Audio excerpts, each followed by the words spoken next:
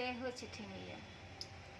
कहवा से आवे लालान डोलिया और पियर डोलिया हो। ये छठी मैया कहवा से आवे सजल राथावा तो ध्वजा फहरत आए हो। ये छठी मैया कहवा से आवे सजल राथावा तो ध्वजा फहरत आवे हो। पूर्व पश्चिम से आवे लाल डोलिया और पियर डोलिया हो। ये छठी मैया पूर्व से आवे सजल राथावा तो झंडा फहरत आवे हो। ये छठी मैया पूर्व से आवे सजल राथावा तो ध्वजा फहरत आवे। के मोरया लाल डोलिया और पियर डोलिया हो।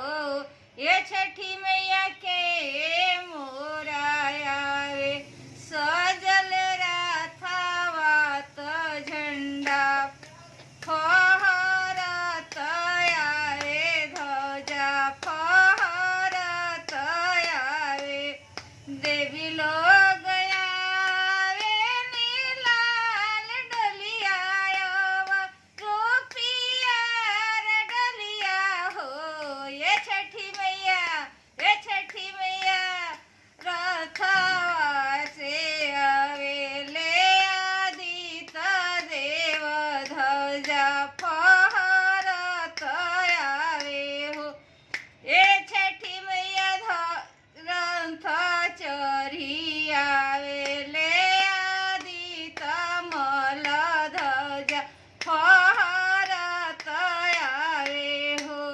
नदिया किनारे चौका पुराई भी काला सारा खाई भी दिया जलाई भी है। ये छठी मैया ओही तले आसन राउर उतार भी और सूरज मल है।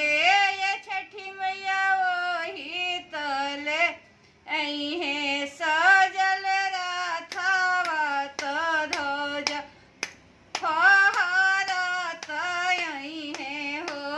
ये छठी मैया वही तले है सजल राथावा तो ध्वजा फहरत है हो।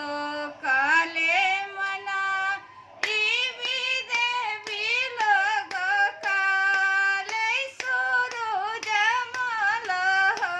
ये छठी मैया काले समो धबर रात झंडा फहरत आवे ध्वजा फहरत आवे हो। अर्घ